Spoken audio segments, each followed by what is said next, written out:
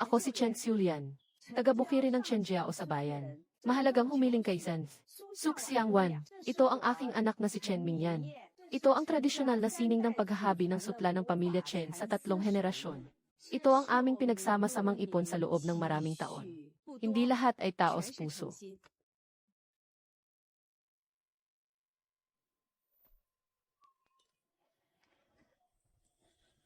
Tatlong taon kong inalagaan ang tahanan sa loob ng 3 taon. Akala ko ay isang biro. Huwag pilitin ang mga tao sa trabaho. Talagang labis na maliwanag.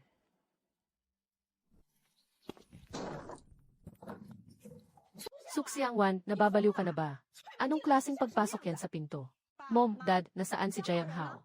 Bakit ka nagtatanong? Anong klaseng gulo ito? Nasa labas siya kasama ang isang babaeng ang pangalan ay Xiaoru. Yakap-yakap. Alam ba ng mga magulang ito? Ay naku, anong sinasabi mo? Ang anak ko ay may ilang kaibigan sa labas habang siya ay nakikipag-ugnayan. Bakit hindi ka lang umupo sa bahay?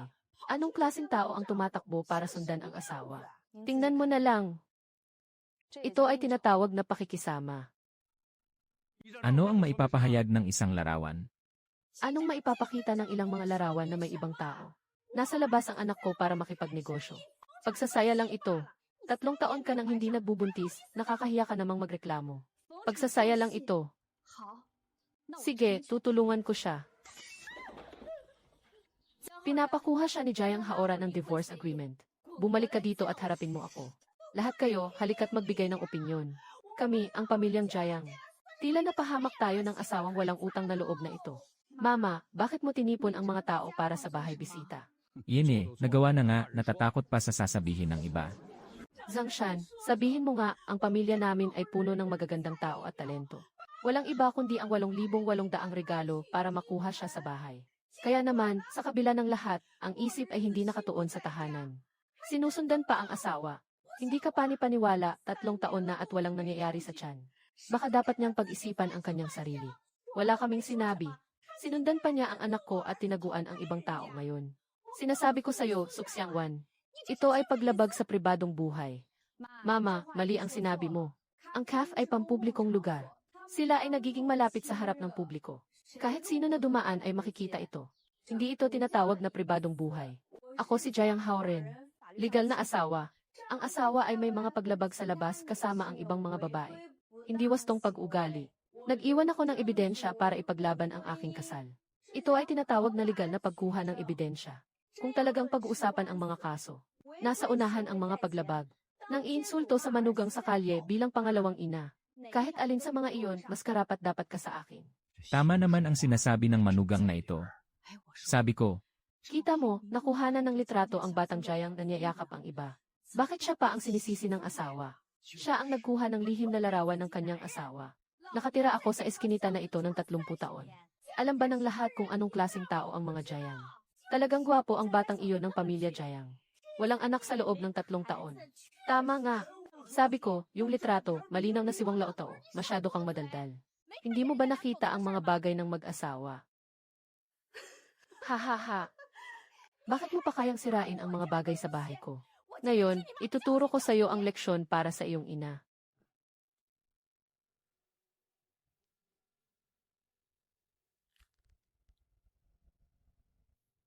sa harap ng maraming tao, nagtaas ng kamay. Anong klaseng asal ito? Ay naku, masakit masakit masakit. Bitawan mo. Sino ka ba at anong galing mong batang ligaw na ito? Chen ang apelyido ko, dumadaan lang. Siyempre, anak niyo ang unang niyayakap ang ibang babae. Hindi mo tinatanong ang anak mo na batikusin ang katawan ng asawa. Makatuwiran ba ito? Ito ang aming mga bagay-bahay. Wala kang karapatang makialam. Ang mga usaping pampamilya ay dapat isara ang pinto, pero kayo ay pinipiling ipagsabi sa kalye. Kaya't iyon ay usaping pangmadla na, mukhang mahirap. Saan ka pupunta para magpalamig? Walang ibinigay na diagnosis ang ospital. Tiyak na kasalanan ng iba yon. Nakalabas na walang pananagutan ang anak nyo. Isang estranghero. Lahat sila ay mas may pananagutan kaysa sa asawa kong tinawag ng 3 taon. Mom at Dad, sa harap ng napakaraming kapitbahay na yon. Hindi na ako magpapaligoy-ligoy pa. Iiwanan ko ang kasal na ito. Ano nang sinabi mo? Nandito ang ebidensya sa cellphone na ito. May tao sa labas na si Jiang Hao rin. Kayo'y nagbabaligtad ng katotohanan sa kalye habang ako'y walang sala. Ayaw ko nang manatili sa ganitong tao kahit isang araw para bang marumi. Ay naku, ikaw may lakas ka. Sinasabi mong may problema sa aking katawan. Sige lang. Kapag naghiwalay na kami, pupunta ako sa ospital para magpa-check up ng malinaw. Pagdating ng panahon, sino ang may kasalanan, ang mga kapitbahay na ang bahala sa paghusga. Ginoong Chen, ang kabutihan mo ngayon ay hindi ko malilimutan, ako si Suxiaowan. Hindi lang ito basta isang maliit na tulong. Simula ngayon, wala na akong kinalaman sa pamilyang Jiang. Diyos ko, ang tigas naman nito. Mahirap ang buhay pagkatapos ng diborsyo. Suxiaowan, nababaliw ka na. Dahil sa bagay na ito ang hiwalayan. Mayroon ka bang ibang tao sa labas? Itong bagay na ito. Bakit mo ginagamit ang iyong maruming isip para husgahan ang iba? Ito ang kasunduan sa diborsyo. Nakapirma na ako. Walang natirang ari-arian. Walang kahit isang sentimo para sa'yo. Bawat sentimo ng ibinaba mong presyo ay para sa akin ay marumi. Itong 3 taon, parang pinakain ko na lang sa aso ang aking kabataan. Mabuti na lang at may kaalaman ka. Suyang Wan, gusto kong makita. Kung wala na ako, sino pa ang magkakagusto sa'yo, Jianjia? Pumunta ka sa kalye at mangolekta ng basura mo. Subukan mong magsalita ng isa pang kalokohan. Tara na, tayo sa lumang templo ng pamilya Jiang. Hindi kita kayang pigilin o dakilang bodhisattva. Salamat sa iyo, Ginoo, sa araw na ito. Ngunit kaya kong ayusin ang mga bagay ko. Hindi na kita kailangan. Alam mo sa puso mo kung kanino nakasalalay ang problema ni Jiang Haoren. Ano nang sinasabi mong hiwalay na? Suksya Obao, ulitin mo nga iyon sa akin. Ma, nakipaghiwalay ako kay Jiang Haoran. 3 taong magulong kasal, basta na lang aalisin. Sino ang pumapayag? Bumalik ka na ngayon kay Mama. Bumalik ka at humingi ng tawad sa pamilya Jiang. Maayos pa ang bagay na ito. Hindi na maayos ito. Bakit hindi ito maayos? Siyang ba ang nanakit sa'yo o nangaasar sa'yo? Sa buhay, hindi maiiwasan ang mga hindi pagkakaintindihan. Si Dad Jiang ay may ibang tao sa labas. Hindi maaaring ang mga litrato na nakita ko sa aking mga mata ay nasa cellphone. Mukhang matino ang batang iyon. Ang mga tapat na tao ay hindi gagawa ng ganoon sa harap ng publiko sa isang coffee shop. Yumakap sa ibang babae at hinalikan ang noo. Pumunta ako sa tahanan ng Jiang para humingi ng paliwanag. Alam mo ba kung ano? Tinawag ni Jiang mo ang buong kalye at mga kapitbahay. Sinasabi sa publiko na ako ang salot ng pamilya Jiang. Sinasabi na sinusundan ko at kinukunan ng litrato ang kanilang pamilya. Walang sinuman ang nagbanggit tungkol sa pangangalunya ni Jiang Haoyun. Lahat sila ay nakapaligid sa akin at pinaparatangan ako. Paano sila naglakas loob? Bakit hindi sila mangahas? Tatay, sila ay nang aapi sa akin dahil wala akong pamilya na sumusuporta. Nang aapi sa akin dahil mabait ako. Kung hindi ko iiwan ang kasal na ito. Sa bawat araw na darating. Kaya nilang gamitin ang mga salitang ito laban sa akin ng paulit-ulit. Hindi ko na kayang tiisin si Suxiangwan. Nako, ang aking anak na babae ay ikinasal na sa loob ng 3 taon. Naglalaba, nagluluto at nag-aalaga ng buong pamilya. Sa huli, ganito ang naging reputasyon. Sige, umalis na tayo. Ang mga ganitong tao ay nagiging pabigat lamang sa iba. Salamat, Dad. Pero tulad ng huli, nakapag-asawa ka na ng isang beses. Mahirap nang makahanap ng iba sa hinaharap. Tama ang sinabi ng tatay mo, anak, hindi ka pinandidirihan ng nanay mo. Pero alam mo naman ang kalakaran sa mundong ito. Ay nako, bumalik na ang anak ng supamilya. Narinig kong sayang naman kung maghihiwalay. Wala akong ginawang mali. Maaaring sa kanilang mga bibig. Ang babaeng diborsyado ay tila mali kahit sa paghinga. Ngunit hindi na ako mabubuhay para sa pananaw ng iba. Pwede bang itanong kung ito ang tahanan ng pamilya Su? Kami ang pamilya Su. Kayo ang nakatatandang kapatid. Ano ang kailangan mo sa supamilya? Kakatapos lang ng problema ng pamilyang Su. Kung ikaw ay nandito para mangutang, hindi ito ang tamang oras. Mukhang nagkamali kayo ng pinto, hindi ba?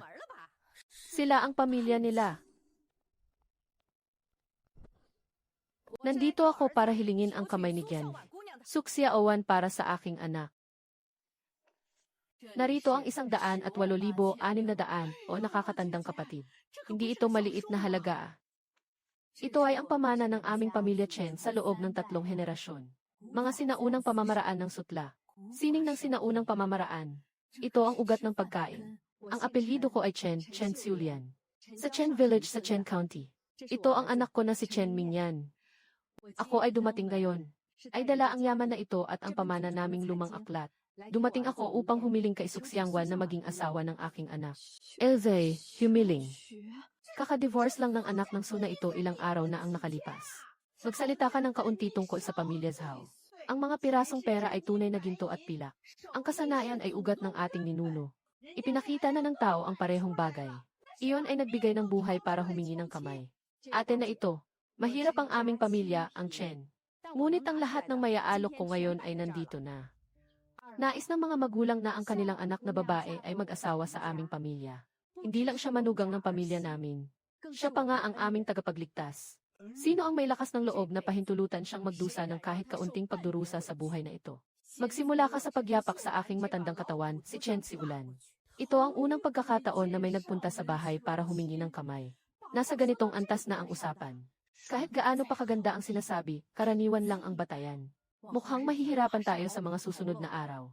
Ang buhay ay para sa mga tao. Tinitingnan ang pagkatao. Pagkatapos ng lahat ng ito, anong klaseng pagkasira ang ginawa mo sa anak ng ibang tao? Chen, tinatanggap ng pamilya Su ang inyong intensyon. Ngunit ang pangyayaring ito ay dumating ng napakabiglaan. Hayaan mong pag-usapan namin ng aking asawa kung ano ang nararapat. Itong mga bagay na ito ay iiwan ko muna dito. Ito ang sinseridad ng pamilya Chen. Kailan kaya mag-iisip ng maayos ang mga matatanda? Handa akong bumalik kasama si Mingyu. Ayaw ibalik ang mga bagay. Yan ye. Su, hindi ako magsasalita ng magagandang salita. Gusto mo bang alagaan kita habang buhay pero ayaw mo? Mula sa araw na ito, hindi na ako muling manggugulo sa iyo. Salitang tagapagligtas. Ano ang ibig sabihin nito? Yung sinabi ng matandang babae mula sa pamilya Chen kanina. Parang pamilyar sa iyo ang narinig mo, hindi ba? Chen Siulian, naaalala mo na. 10 taon na ang nakalipas nang pumunta tayo sa Chen Village para mangolekta ng mga uhay. Yung ilog sa gitna ng daan.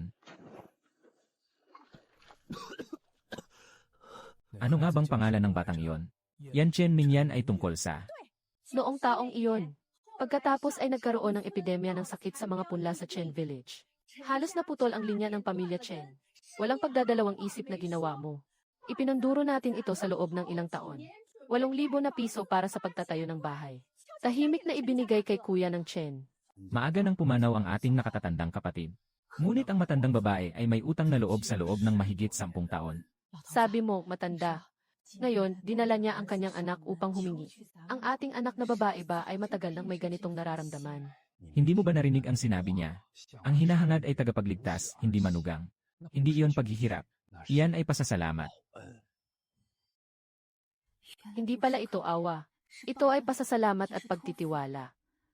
Noong araw na iyon sa harap ng bahay ng Jiang, isang estranghero ang handang ipagtanggol ako. Nagpakasal ako dahil gusto ko. Ako si Suxiangwan. Nais kong bigyan ang sarili ko ng pagkakataon para sa isang bagong simula. Dahan-dahan, dahan-dahan, paalam. 3 buwan pa lang, hindi naman ganoon ka-espesyal. 3 taon na. Ang gusto ko lang ay isang kasal na may respeto. Ano ang iniisip mo?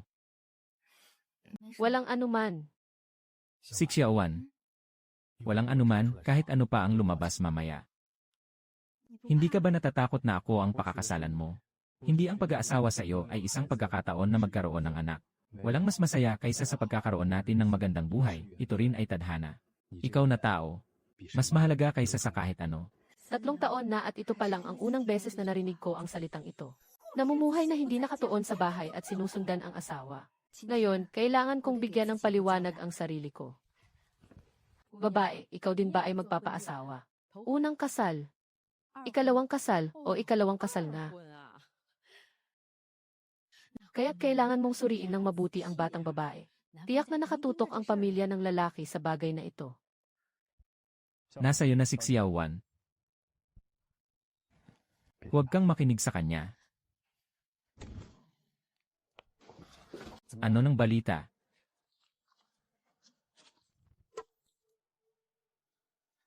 Sinuri na ni Dr. Xiaowan. Normal ang lahat sa katawan ko. Sabi niya na kailangan kong ayusin ang katawan ko na tulad ng sa akin. Madaling magbuntis. Maliwanag. Wala akong sakit, naghintay ako ng 3 taon.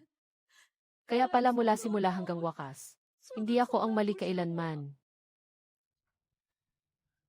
Sinasabi ko na sa iyo noon pa man na wala kang sakit. 3 taon, buong 3 taon. Yung mga mapait na gamot na ininom ko. Mga alternatibong lunas na sinubukan ko. Yung mga salitang sinabihan sa akin ng aking biyenan sa kalye. Lahat pala ay mga maling akusasyon. At siya naman, nagawa na ba niyang suriin ang sarili niyang mga mabuting tao? Mingyan, salamat sa pagsama mo sa akin ngayon. Dapat. Ay, hindi ba't anak ng supamilya yan? Yung nasa tabi, ilang araw pa lang silang hiwalay. Kumpleto na silang lumabas kasama ang iba. Kakatapos lang namin sa ospital. Hindi rin nag-iingat ang mga dalaga. Linang Zhang at Linang Wang. Mag-ipon kayo ng kaunting kabutihan sa inyong mga bibig. Tita Wang, kanino ka ba nagsasalita? Hindi ako nagsasalita para sa sinuman. Yung mag-asawa ay nagpasya na magpa-check up ng sabay. Iyan ay isang seryosong alituntunin. Bakit nang dumating ito sa mga bibig ninyo ay naging usapan na ito? Sinasabi lang namin ng basta-basta, basta-basta. Isang salita lang ay kayang sirain ang dangal ng isang babae. Anong klaseng tao ang pakakasalan niya? Buong linya. Sino ba ang hindi nakakaalam ng mga ebidensya ng maling akusasyon noon sa kalye? Yetui, hindi ako makikialam sa inyong alitan. Pero ayaw kong marinig ang mga chismis nyo habang nandyan ako. Ay, ang sinasabi mong ito. Gusto mo bang magbigay ng pahiwatig sa pamilya Jiang?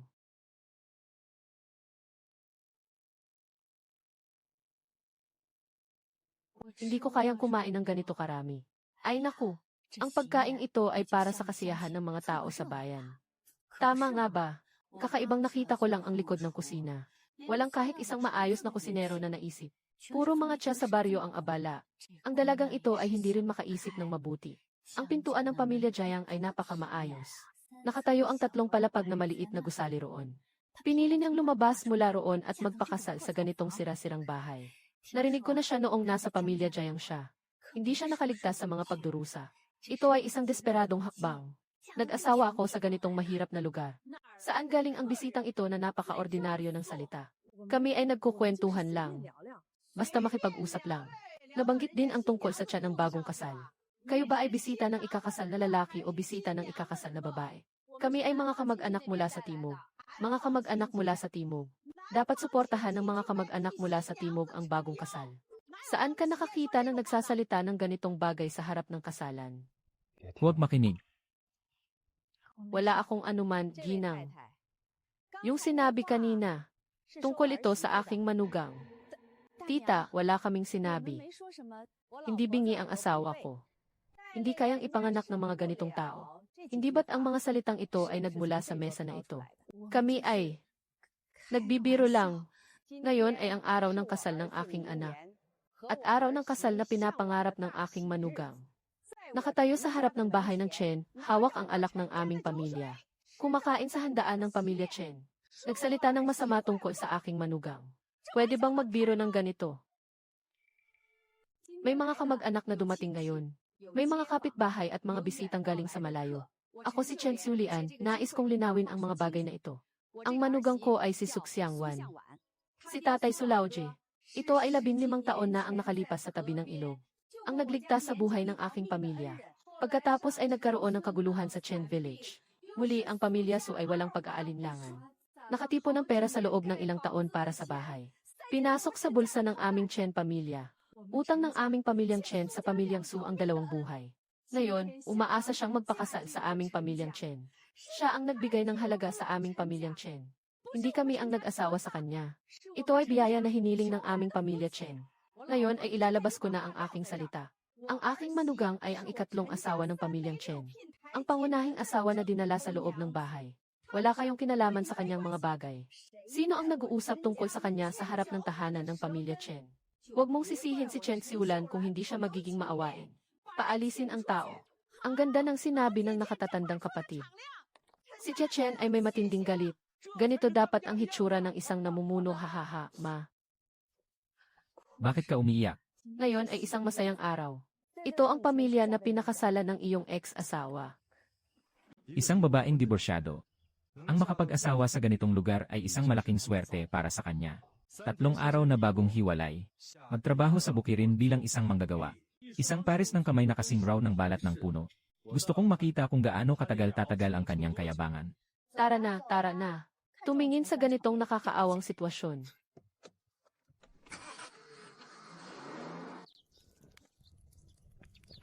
Nanay, bakit di mo ako tinawag? Bakit kita tatawagin? Hindi ka naman nag-asawa dito para maging katulong. Pero anong klaseng dahilan na hayaan kang magluto habang ako'y nagpapahinga? Tumayo ka na at hayaan mo akong gawin ito. Ay naku, aking dalaga. Ang mga daliri mo ay parang mga sibuyas na puti. Hindi ito kamay na pangdala ng panggatong. Pumunta ka na sa loob at umupo. Sasakay ako ng bangka para sa'yo. Nanay, 3 taon ako sa bahay ng Jayang. Bumangon ako araw-araw ng 5:00 para magluto. Iyan ang Jayang pamilya. Ito ang tahanan ng pamilya Chen. Walang ganitong alituntunin sa tahanan ng mga Chen. Tama ang sinabi ni Mama. Kami ng nanay ang gumagawa ng mga gawaing bahay na ito. Ano ang gagawin ko? Umupo ka at tingnan mo ang aking tanga na anak. Tulad ng sinabi ni nanay sa iyo kanina. Mahirap ang pamilya natin, hindi kita niloloko, ma. Ngunit unti-unti lang ang paglipas ng mga araw. Walang nagmamadali sa iyong mga kamay. Ayaw ni mama na ipagkatiwala sa kanya iyon. Hintayin ang ilang araw. Ipinasa ng nanay sa iyo ang kaunting sining ng sutla na minana mula sa pamilya. Iyan ay maselang trabaho at nangangailangan ng galing. Tama ang mga kamay mo para dito. Nanay, bakit ako umiiyak? Simula ngayon, tayo na ng nanay ay pamilya na. Narinig niyo na ba? Ang bagong asawa ng pamilya Chen ay isang diborsyadong babae mula sa lungsod. Narinig ko mula sa nagbebenta ng gulay sa bayan. Yung bahay sa unahan ay nagkakaroon ng malaking gulo. Kaya talo ang pamilya Chen. Mahigit 100,000 yaman ang nawasak. Pati ang mga natirang yaman ay naubos na. Tita Hu at Tita Kian. Ano ang pinag-uusapan? Ang saya-saya dito. Tia Chen, ano bang sinabi niyo tungkol sa aking manugang kanina? Tita, wala kaming sinabi tungkol dyan. Wala kaming sinabi. Tanungin mo ang sarili mo. Nakapagbabayad ba ang konsensya mo sa pagsasabi ng ganito? Kami-kami ay nagkukwentuhan lang. Kayo rin ay galing sa mga asawa. Huwag masyadong mapanlait sa pagsasalita. Talagang matindi ang pagprotekta ng biyena ni Lao Chen sa kanyang manugang. Ang batang babae ba ay talagang may nais? Mama, uminom ka ng tsaa na may pulang date para ma-hydrate ang iyong lalamunan. Anak, ikaw na batang ito, pinapabayaan mo na naman ako. Nanay, ngayon ay pupunta ako sa likod bahay para magpatuyo ng damit.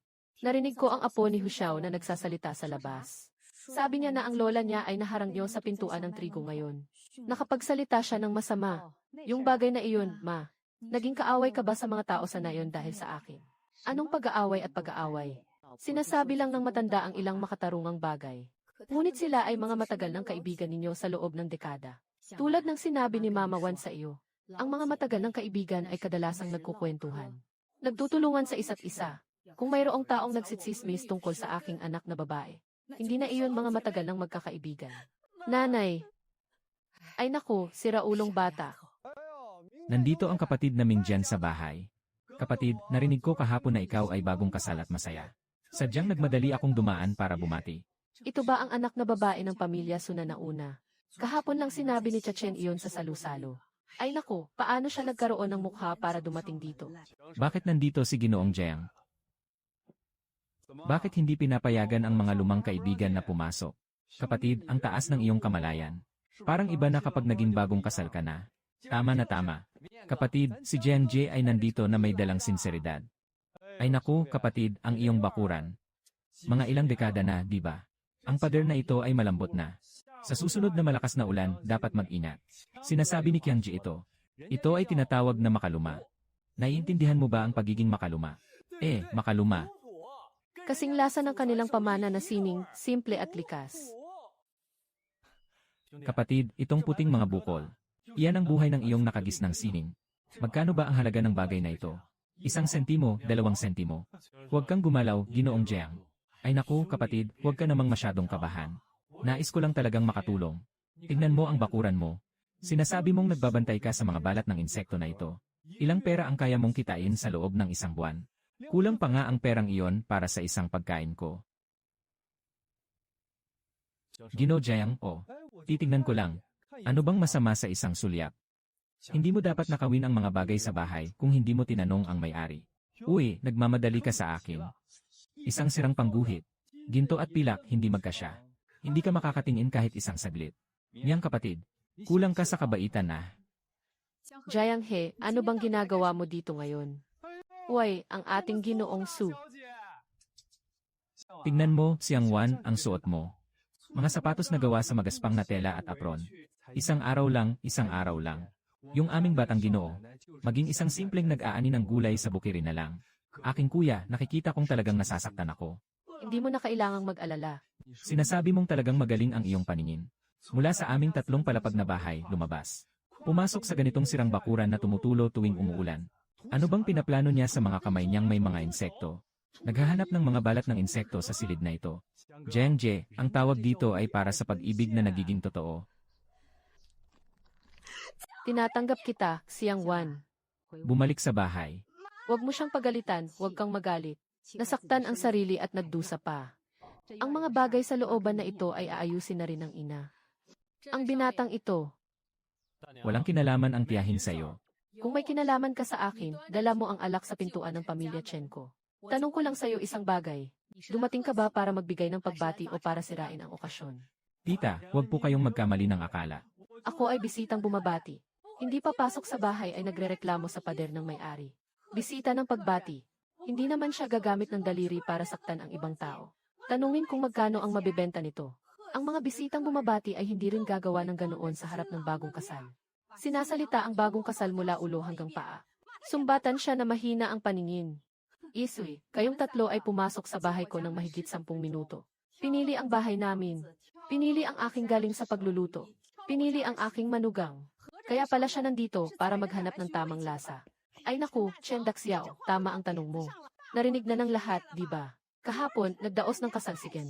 Chen, ngayon, ang binatang ito ay dumating upang manghimasok. Anong klaseng matandang kaibigan ito? Mukhang hindi niya kayang makita ang kasiyahan ng bagong kasal. Kaya't sa sariling kasal ay niyayakap ang ibang babae. May mukha pang magtampalasan sa harap ng bagong kasal. Ang kapal ng mukha niya ay mas makapal pa kaysa sa sulok ng pader. Ano bang alam ng mga tao sa probinsya na katulad ninyo? Hindi kami mga tao sa probinsya na nakakaintindi. Pero kami mga tao sa probinsya. Alam mo ba kung paano isulat ang mga salitang mukha at dalawa? Ikaw naman, Ginoong Jiang. Bakit ka nakatingin sa bakuran na ito? Ito ang ancestral home ng pamilya Chen. Mga balat ng mga insekto sa kawayan. Ito ang ugat ng aming pamilya Chen na ipinasa na sa 3 henerasyon. Ngayon ay ako si Chen Minyan na opisyal na ikakasal. Asawa na dinala sa loob ng bahay sa 8 balikat na karwahe. Pumasok ka sa bahay ko ngayon. Una, sabihin mahirap ang bahay namin. Magsasabi ka pa tungkol sa kakayahan ng pamilya ko. Sa huli, pinagtawanan mo pa ang asawa kong si Jiang Haoran. Ano ka ba? Ibabalik ko sa iyo ang lahat ng buo. Lumabas ka agad sa pintuan ng pamilya Chen ko. Bata, anong kayabangan ito? Umalis ka na rin. Umalis ka rin. Tama na, huwag nang maging masama ang tao. Ngayon, dahil sa bagong kasal ko lang ilang araw na ang nakalipas. Ayaw kong magdusa ang aking asawa sa mga hindi magandang araw. Iiwan kita na walang laman at peke sa aking pintuan. Susunod na pagkakataon. Huwag ka nang maglakas loob na pumasok kahit isang hakbang sa tahanan ng mga Chen. Huwag ka nang magsalita ng kahit isang salita tungkol sa aking asawa. Mag-ingat ka sa iyong mga hakbang. Narinig ito ng binata. Nandito ang pangunahing pintuan. Mula ngayon, umiwas ka sa daan ng pamilya Chen ko. Mabuti na lang. Su Xiangwan, makakasama ka sa pulubing ito at darating ang araw na pagsisisihan mo ito. Ah! Peste, anong klaseng kalokohan ito? Tao po, Madam Chen, ang tawag niyo ay talagang tuwid. Talagang may tapang ang batang ito sa huli ng dinastyang Ming. Karaniwan tahimik at walang sinasabi. Ngayon, ang boses na ito. Bigyan mo ng dangal si Kapitan Chen ng ating barangay. Nadagdagan ng pasakit ang bata. Mag-relax ka lang. Sino ang mga mabuti at masamang tao? Mga matandang babae at lalaki sa ating nayon. May mga mata naman sila. Salamat po, Tia Wang.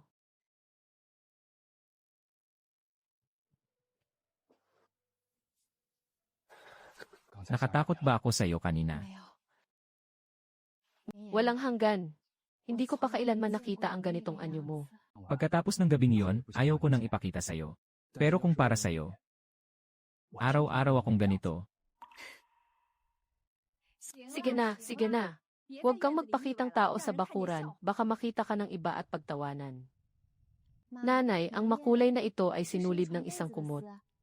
Ito ay higit sa 2 kilo lamang. Isang magandang kumot na 8 kilo. Kailangan itong gawin ng 5-6 na araw. Ang tawag dito ay ang pagkakaiba ng temperatura ng tubig sa pagbubukas ng 1 degree, kaya't ito ay malutong. Nandyan ba ang pamilya Chen? Narito na ang mga nakolekta. Uy, Aba, naglabas na naman ng paninda si ate. Si Kuya Huang ay ayon sa dati. pareho pa rin ang lasa. 300. Si Lao Huang noong nakaraan ay 420. Ang nakaraan ay nakaraan. Ngayon ay ngayon, kapatid, hindi kita pinipressure. Sa panahon ngayon, sino pa ang gumagamit ng mga luma at pangit na kumot na yan? Ang mga batang asawa sa lungsod. Ang mga ginagamit ay yung may mga bulaklak na gilid. Gawa ng makina. Ilang daang piso bawat kumot. Magaan at maganda. Ang bedding ito mo na 8 kilo ay makapal at mabigat. Ang kulay ay medyo dilaw pa. Ito ay gawa sa kamay ko. Ang tunay na seda ay iba sa pinigan ng makina, hehehe. Pareho lang ang presyo ng tunay na seda at peking seda sa akin. Ibabalik ko ito. Kailangan pang lagyan ng karatulang panglungsod para mabenta ito. Kailangan mo na, kailangan mo na. Huwag, may naghihintay pang ibang bibili. Ate, ang daming kama sa loob ng bahay mo. Matagal na nakatago, nagiging dilaw na.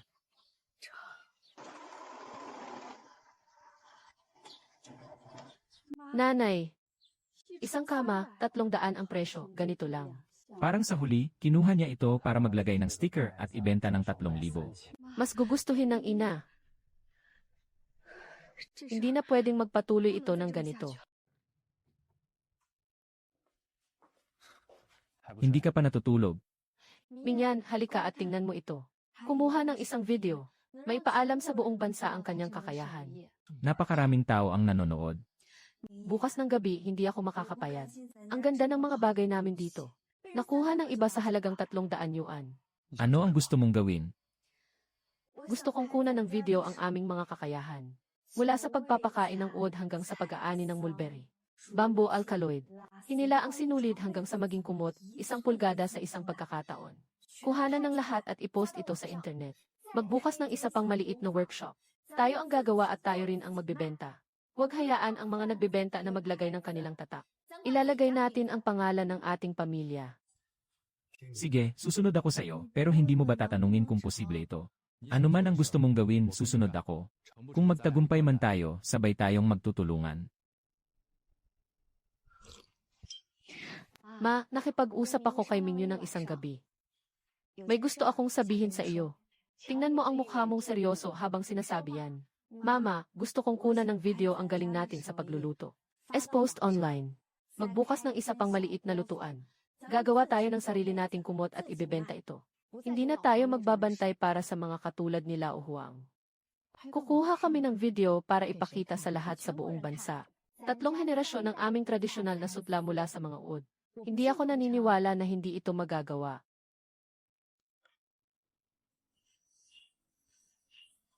Xiangwan, ang sining na ito. Nakuha ko ito mula sa aking lola. Nasa aking mga kamay. 3 henerasyon. Iningatan ko ito ng higit sa kalahating buhay ko. Ang pinakakinatatakutan ko ay ang sabay kaming pumasok sa lupa. Hintayin mo.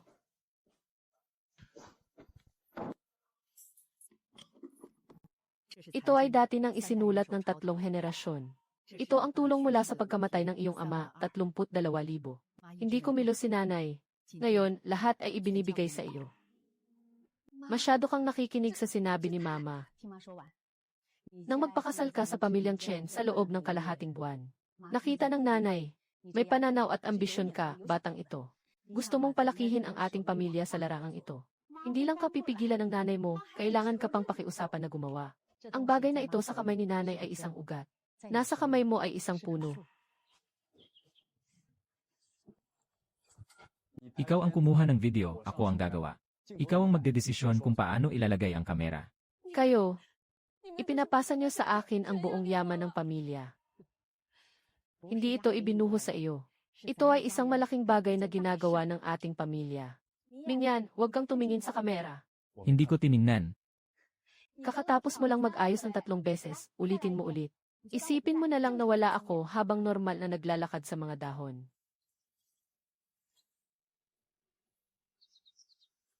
Grabe, ang ganda sa mata. Ha ha ha. Tinawag ka ni Xiangwan para makilala ang tao. Ito si Tita Kui. Magaling siya sa pagbuburda. Ito si Chan Xiang, ang nakatatandang kapatid.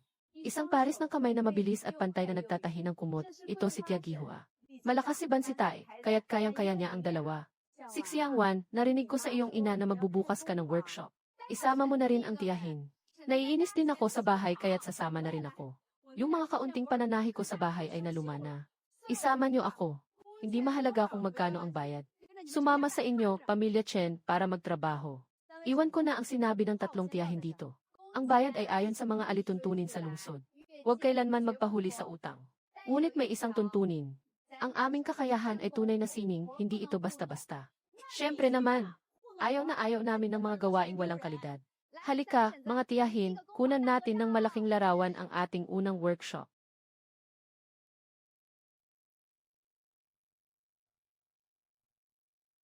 Ito na, naipadala na. Na-post na. Nasa kamay ng tadhana ang lahat.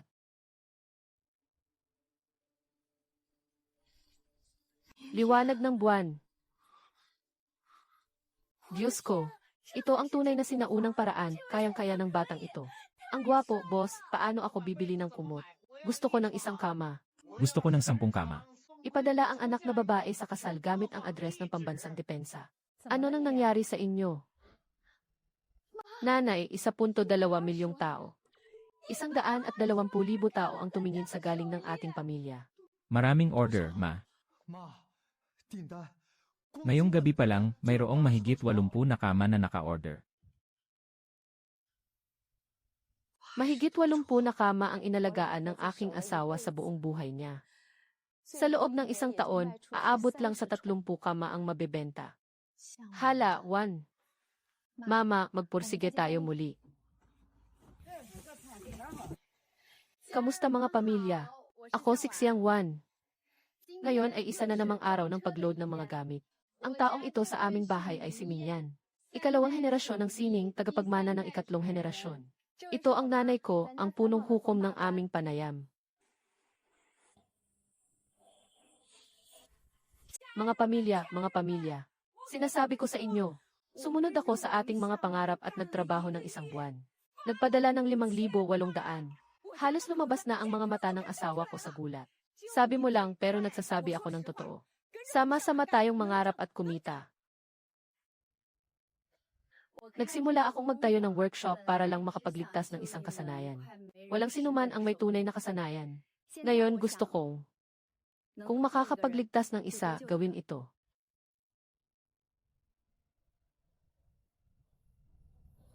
Ang daang ito, patuloy kaming lalakad ng aking pamilya. Nakatapos na ng mga ulat para sa araw na ito. Nay, naubos na ang sahod, materyales, at bayad sa kargamento ngayong buwan. Tahimik na 11,811,000. Ito, isang buwan lang ito. Ma, isang buwan pa lang ito. Umiti ka. Sa wakas, ang ating pamilya sa mga henerasyon ay nakayanan na ito, nanay. Hindi pa tapos. Nagsimula pa lang. Ay, sasabihin ko sa inyo. Yung natitirang mga bisita ng pamilya Chen. Akala niyo ba talagang gawa ng kamay ang sinulid? Nangangarap ka ba? May video sila na ipapakita sa iyo.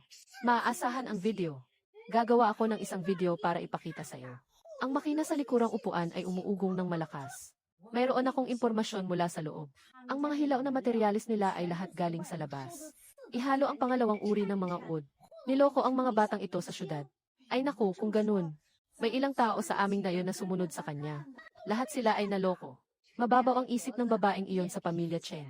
Dinala siya ng kanyang manugang sa isang mapanlinlang na sitwasyon. Ate, saan po kayo galing? Anong pakialam mo kung saan ako galing? Sinasabi mo bang patuloy na naglalagay ng feed si Chen Jiayong? Nasaan ang ebidensya? Ganito ang sinasabi ng buong bayan. Ito'y kumakalat sa buong lungsod. Kaya't ilalabas ko na ang aking sinasabi ngayon. Kung hindi ka makapagbigay ng ebidensya ngayon, huwag mong ipagsabi ang mga kasinungalingan mo sa harap ng aming nayon. Itong mga walang hiya ay nakapikit na nagsisinungaling. Tingnan mo, Xiang Wan, ang mga pahayag tungkol sa pamilya Chen ay purong marketing lamang. Paggawa ng makina sa likod ng eksena. At mayroon pang ito na gumagamit ng pangalan ng tradisyonal na pamamaraan para mangolekta ng mga gulay. Sinasabi ko sa lahat na huwag bumili. Hala, Yang Wan, magsalita ka naman. Kung kumalat ito sa iba, ang mga order natin sa buwang ito. Kakatapos ko lang tumanggap ng 3 tawag para sa mga ibinabalik na order. Sabi ng customer na nakita sa online na ang ating produkto ay gawa ng makina. Huwag ka munang tumanggap ng tawag, Ki. Magsimula na tayong maupo at huminga ng kaunti. Anong klaseng galing meron ang pamilya natin?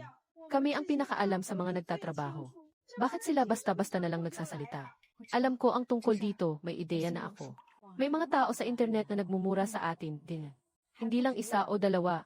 May mga tao sa likod na nag-uudyo. Hindi pa alam kung sino ang nagdadala ng ritmo. Ngunit may ilang tao sa mga grupo ng pagbili sa lungsod.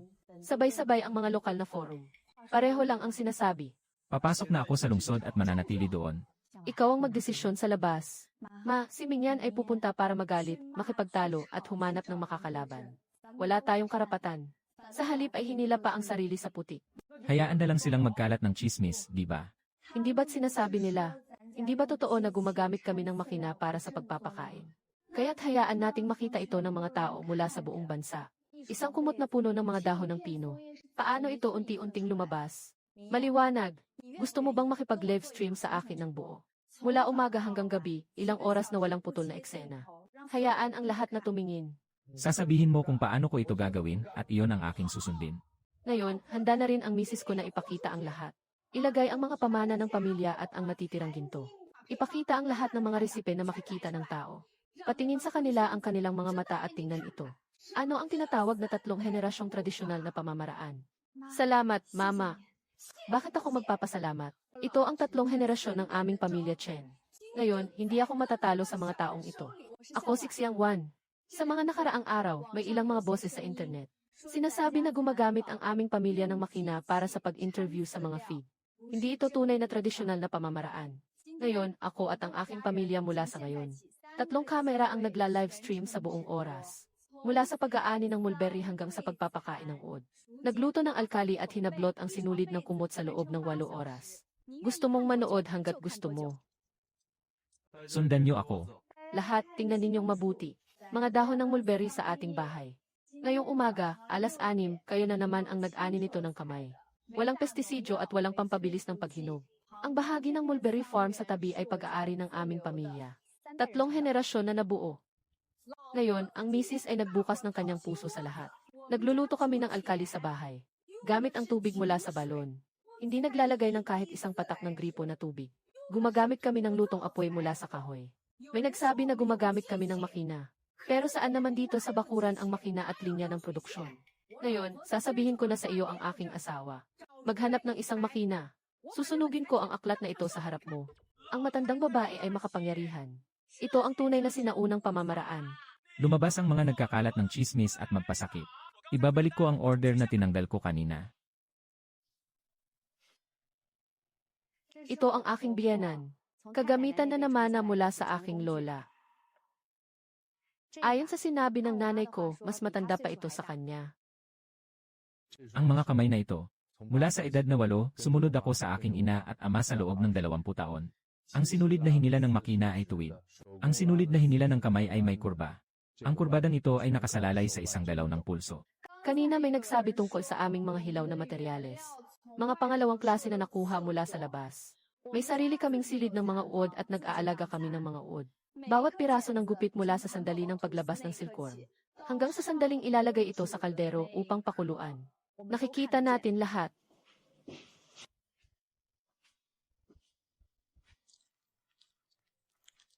Ito ang pinagmulan ng mga sangkap ng aming pamilya. Ang mga chismis ng pamilya ay nagtatapos sa katotohanan. Magandang araw sa pamilya. Ako si Zhu Qinglan. Noong nakaraang taglamig sa tahanan ng mga Chen, naka-order na ako ng unang kumot. Ito ang kumot na ginamit sa loob ng 1 taon. Mas magaan ito kaysa sa mamahaling brand na dati kong binili sa halagang 12,000. Mainit pa rin para sa kasal ng aking anak na babae ngayong taon. Nag-order ulit ako ng 8 na kumot para sa handog sa kasal. 2 dekada na akong nasa industriya ng tela. Kahit peking o tunay, alam ko agad kung ano ang totoo. Ang sutla ng pamilya Chen ay tunay na bagay. Ako nakita ko ang unang video ng Xiang Wang kaya ako nag-order. Nang buksan ko ang kumot at humawak, dumating na ang mga luha. Ito ang akin noong bata pa ako. Yung klase ng kumot na ginawa ng lola ko. Hindi ko na ito nakita sa loob ng ilang dekada. Ang mga chismis ay humihinto sa katotohanan. Tuloy lang sa pagpapanggap. Yufeng, bakit hindi natin delete ang mga post na iyon? Bakit natin aalisin?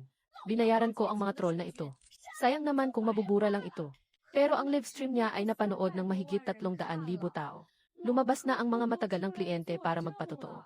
Anong silbi ng pagtestigo? Nasa akin ang bibig ko. Yufan. Nag-refund ako ng 11 na order sa tindahan ko ngayon. Sinabi ng mga bisita na nakita nila kami sa livestream. Yung post na ipinadala dati. Ano ang na-screenshot at ipinadala sa grupo? Sino ang gumawa, ano ang gagawin natin? Nagbibigay siya ng babala sa atin. Ano pa ang magagawa natin? Lahat ng pera ay nawala na. Bakit hindi ka lumapit dito?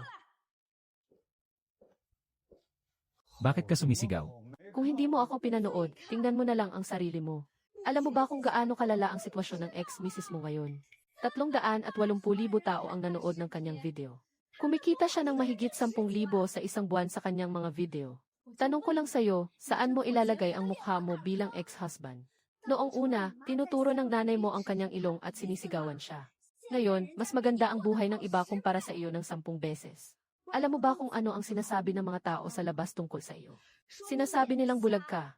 Itapon ang gintong bola na parang putik na bola. Ito ay si Suxiangwan.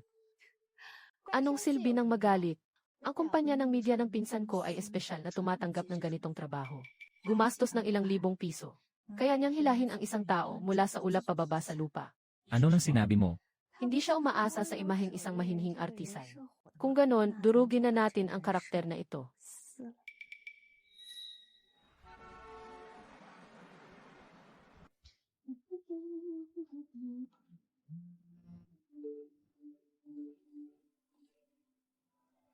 May duda sa kanyang pagkatao. Hindi rin makapagtiwala sa pagpili ng produkto. Ang sadyang pagkuha ng simpatya at atensyon ay talagang hindi tama. Mag-ingat sa pag-order ang lahat. Huwag agad-agad maniwala. Ay naku, Diyos ko. Sino-sino itong mga tao na ito? Bakit ganito ang bata sa isang gabi lang? Kahapon ay maayos pa. Siya ba yung sundalo? Wala nang iba kundi siya ang may mga lumang utang na ito. Tumawa ka, kakakuha ko lang ng 5 cancel na order. Meron akong 8 dito. Itong mga walang hiya na troll. Sa isang gabi lamang. Akala ko tapos na ang bagay na iyon. Maaari na tayong magtrabaho ng tahimik at maayos. Bakit? Kahit ang mga nakaraan ay kailangang balikan at ulit-ulitin. Huwag kang ganyan, Xiangwan. Bata, huwag tayong umiyak. Si Xiaowang ang batang kasamahan. Bakit siya may karapatan, wala naman akong ginawa. Nang nagdiborsyo ako, tahimik akong pinagsabihan ng kung ano-ano. Narinig ng buong kalye. Ngayon, inilabas niya ang mga bagay na ito sa harap ng buong bansa. Ano pa ang gusto niyang ipagawa sa akin na umiyak? Umiyak na lang itong mga walang konsensya. Itong mga walang pusong tao. Si Xiaowan. Ako na ang bahala dito, huwag kang magpadalos-dalos. Hindi ako nagmamadali, gusto ko lang sanang sabihin sa'yo. Kahit bumagsak ang langit. Ako at si Mama ang humahawak para sa'yo. Halika, uminom ka para magpainit ng katawan. Salamat, nanay. Nakasave na ako ng mga screenshot. Pareho ang sinasabi. Mayroon talagang tao sa likod na nag-uutos nito. Yung bahay ni Xiaoro ay may-ari ng isang kumpanya ng media. Ang ganitong bagay para sa kanila. Isang tawag lang. Mama, hindi ako natatakot sa kanila. Ako ang naaapektuhan sa kanila. Isang pagbabalik tanaw sa mga lumang utang. Lahat ay nag-iisip. Ako ay itinaboy ng pamilya ng aking ex-asawa na parang basura. Kailan ba ako makakapagsimula muli ng totoo? Sasabihin sa'yo ni Mama Xiaowan ang isang bagay. Tandaan mo, ang paghahagis nila ng dumi ay kanilang problema. Ang pagiging malinis o marumi natin ay ating sariling bagay. Ang putik ay nagbubuhos ng ginto, ngunit ang ginto ay nananatiling ginto. Ang marumi ay putik. Nanay, ikaw ay ginto.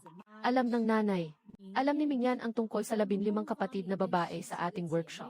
Alam ng ating mga kapamilya na bumili ng kumot na nagkakahalaga ng daan-daang libo. Sige, Juan. Ikaw ang swerte na hiniling namin. Biyaya. Hindi ito masisira ng ilang mga maliliit na tao at ilang larawan. Maliwanag. Nay, bukas umiyak na ako. Bukas, darating ako para mag-record ng video. Paano mo gustong i-record? Nandyan ang nanay mo para sa'yo. Gusto nilang balikan ang aking mga nakaraang pagkakamali. Kaya't ilalabas ko ang lahat ng mga lumang utang. Sasabihin ko ito sa buong bansa. Kamusta mga pamilya? Ako si Xiang Wan. Maraming mga boses sa internet nitong mga nakaraang araw. Ngayon ay nakaupo ako dito. Ilagay ang mga bagay na ito sa isang lugar. Sabihin sa pamilya, pagkatapos ninyong marinig, magdesisyon kayo kung nais pa rin ninyo akong suportahan. Tignan niyo ng mabuti, pamilya. Ito ang aking sertipiko ng diborsyo. Nang araw ng pagkuha ng lisensya, kakasampu ko lang ng 27. Nagtagal ako sa aking nakaraang kasal ng 3 taon. Sa loob ng 3 taon, nagigising ako araw-araw ng alas 5. Nagluluto, naglalaba, at nag-aalaga sa mga biyenan sa loob ng 3 taon. Hindi ako kumain ng isang beses sa labas. Sa loob ng 3 taon, bumili ako ng isang lipstick. Pinilit ako ng pamilya ng ex-husband ko na uminom ng napakaraming mapait na gamot. Nagsagawa ng maraming alternatibong lunas. Noong una akala ko problema ko ito. Hanggang sa nakita ko ang aking ex-asawa. Sa kapehan, sa harap ng publiko, nakikipaghalikan sa ibang babae. Dito ko lang naintindihan kung ano ang hitsura ng isang tapat na tao. Isang linggo pagkatapos kong makipaghiwalay. Nagpa-full check-up ako sa pampublikong ospital sa lungsod bago ang kasal. Mga pamilya, hindi ko kailangang patunayan ang anumang bagay sa ulat na ito ngayon. Ang halaga ng isang babae, hindi kailanman nakasalalay sa kung siya ay kasal o hindi. Kung kaya bang magkaanak, ipinapakita ko ngayon. Nais ipaalam sa lahat ng mga kapatid na inusig ng kanilang mga pamilya ng asawa. Ang katotohanan ay palaging nasa panig natin. At ang mga taong basta na lang naninira sa iba, magtatagal at kailangan nilang bayaran ang kanilang mga sinasabi. Hindi ko akalain na naniwala ako sa mga tsismis na iyon. Kamakailan, may isang hospital diagnosis na na-review sa internet. Mabilis na kumalat. Sinasabi na si Sue ay may congenital na kawalan ng kakayahang magbuntis. Mga kapamilya, ang larawang ito ay peke. Ang tatak ng ospital ay na-edit. Mali pa nga ang pagkakasulat ng pangalan ng doktor. Malaki ang loob ng gumawa ng larawang ito. Pero wala silang isip. Hahaha, talagang matalas ang dila ng kapatid na babae. Ang mga hangal na nagkalat ng chismis ay lumabas para matamaan. Masyadong mababa ang ifiksi ng ospital. Bakit ko kailangang pag-usapan ang mga bagay na ito ngayon? Isa-isang ikukwento ko sa inyo. Hindi para makakuha ng simpatya, mayroon na akong aking biyenan. Mayroon akong minamahal. Mayroon akong higit sa 10 kapatid na sumusunod sa akin. Mayroon pa akong daan-daang libong bumili ng mga kumot mula sa aming bahay. Mga kamag-anak na nagtitiwala sa galing ng aming pamilya. Mabuti ang aking kalagayan. Sinasabi ko ito ngayon, ay dahil ayaw kong may sinuman na makaranas ng katulad ng naranasan ko noon. Mga kapatid na inakusahan sa kanilang kasal. Nakita ko ang mga tao sa online na naninira sa akin. Naisip na ang isang babae ay pinagsabihan ng kanyang dating asawa at pamilya na walang kakayahang magbuntis. Kasalanan niya ito. Hindi, mga pamilya. Ang taong inakusahan ng mali ay hindi dapat magtago. Dapat ang mga nagkalat ng mga kasinungalingan ang magtago. Ang ganda ng sinabi ng ate. Ate, nailigtas mo ako. Ipakita ang mukha ng lalaking iyon. Hayaan mong makita ng buong bansa. Hindi ako manghuli ng sinuman. Ngunit ngayon, iniwan ko ang lahat ng ebidensya sa akin. Sino mang magtatangkang gumawa ng isa pang kwento o maglikha ng bagong larawan? Huwag mo akong sisihin. Hayaan nating makilala siya ng buong bansa kung sino talaga siya. Gusto ring magsalita ng asawa ng pamilya. Ang anak na babae ng aking pamilya na si Xiang Wan ay ang manugang na hiniling ko kay Chen Siulan. Tatay ng aking manugang. Mahigit 10 taon na ang nakalipas, iniligtas niya ang buhay ng aking anak. Sa bahay ng aking manugang. Sa pinakamahirap na panahon ng pamilya Chen. Nakatulong sa amin sa mga pinakamasalimuot na pagkakataon. May utang ang aming pamilya Chen sa pamilya Su ng 2 buhay. Ngayon, si Wang Wan ay ikinasal sa aming pamilyang Chen. Siya ang nagbigay ng halaga sa aming pamilya, ang mga Chen. Hindi kami ang kumuha sa kanya. Mga kapamilya, ako si Chen Minyan. Nang araw na kinuha ko si Xiangwan, nangako ako sa harap ng buong nayon. Sa buhay na ito, sino man ang nagdulot sa kanya ng kahit kaunting pagdurusa. Wala akong pakialam sa sinuman. Ngayon, ulitin ko ang salitang ito. Inang Chen, Waa. Ang bagal ng batang lalaki. Ito ang tunay na kapatid ng asawa, tama ang pinili mong tao. Nakita ba ng pamilya? Ito ang dahilan kung bakit ako umiyak. Ngayon, nandito pa rin ako sa upuan na ito. Ikwento ko sa inyo ang mga salitang ito. Dahil nandyan sila sa likod ko. Mayroon silang 2. Paano sila? Paano nila malalaman na kami ang nahuli? Tingnan ko. Alam ko kung sino yung babae sa tabi ng lalaking ito. Si Rong, umuwi ka na sa bahay mo. Nawala na ang dangal ko dahil sa'yo. Binalaan kita, wala akong kinalaman dito. Ikaw ang nagpilit sa akin na gawin ito. Si Ru, anong ibig mong sabihin? Anong ibig mong sabihin? Marami kaming proyekto sa aming kumpanya ng media. Bakit ako ang kailangang ipagsabi sa pagkakataong ito? Jayang Haoran, ikaw ang nagpasimula ng gulo, kaya ikaw na rin ang dapat maglinis nito. Huwag mo akong dalhin sa problema mo. Siguradong iniwan na ng kabit ang lalaking ito ngayon. Hahaha, nararapat lang. Kumain ka ng marami, umiyak ako ng kalahating araw ngayon. Wala nang laman ang tiyan. Mama, yung video ko ngayon ay umabot ng 12 milyong views. Tumaas ng 300,000 na taga-subaybay, 300,000. Sabi ng pamilya, ang ating hinahangad ay tunay na dalaga. Ay tunay na artisan. Ngayong gabi, may dumating na higit sa 200 na order. Mama ninyan, nang magising ako kaninang umaga. Akala ko, sa buhay kong ito. Maging nakatakdang maging baog sa mga salitang ito. Hindi na ako makakabangon muli. Ngunit kayong dalawa ay nakaupo sa tabi ko ngayon. Sama-sama tayong lumipat sa susunod na kabanata ng bagay na ito. Bodong na bata, talagang dapat na. Nagsimula ang bagong kabanata mula nang ikasal ka sa pamilya Chenko. Wala nang kinalaman sa iyo ang mga bagay na iyon sa nakaraan. Hindi ang video na iyon ngayon para sa iyong pagbangon. Ay nagpapatunay para sa iyo. Nakapagod na si Mama. Sandali lang. Lolo, Ngayon, sumilip ako sa mga komento. Maraming tao ang nagsasabing bagay na bagay tayo. sang-ayon din ako dyan. Siaru, buksan mo ang pinto para sa akin. Buksan mo, alam kong nandoon ka sa loob. Jayang Haoran, nagwawala ka na. Bumabaliw sa gitna ng araw.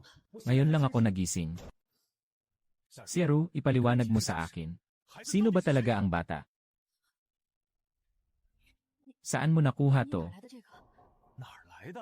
Mula pagkabata, tuwing lumalabas ang live stream na yon, sinasabi ng lahat sa internet na ako ay mahina at walang kakayahang magkaanak. Pinipigilan kong huminga habang pumupunta sa ospital para magpa-check up. Hindi talaga sa akin ang nasa tiyan mo. Sino ang pinapaniwalaan mong nagsasalita ng kalokohan? Siguradong nagkamali ang ospital sa pagkakaalam nito. Sinuri ko ang 3 ospital. 3 ospital. Ren Haoran, bitawan mo ako, nasasaktan ako. Iniwan ko ang aking asawa. Ayaw kong magdusa sa mga tingin ng mga magulang ko. Pakiusap, bigyan mo ako ng pagkilala. Pinaghintay mo ako ng mahigit 1 taon. Sinasabi mo sa akin na nasa tiyan mo ang anak ko. Ano ba ang tingin mo sa akin? Ano ba ang tingin ko sa'yo? Jayang Haoren, anong karapatan mong itanong yan? Sasabihin ko sa iyo ang totoo. Akala mo ba may halaga ka sa pamilya ko? Matagal lang sinabi ng tatay ko na iwanan na kita. Sinasadya kitang itago. Pero ang dahilan lang ay dahil sa hitsura mo, medyo katanggap-tanggap. Sama-sama tayong maglaro. Hindi mahalaga kung anak mo o hindi ang sinasabi mo. Saka na, hindi ko naman talaga balak na ipaalam sa'yo. Seoru, Ay naku, hindi mo ba kayang buksan ang pinto, bata ka? Bakit ganyan ang itsura mo, parang may masama kang nararamdaman? Baka naman ay nabuli ka na naman. anong nangyari? Mom, Dad, tingnan nyo na lang.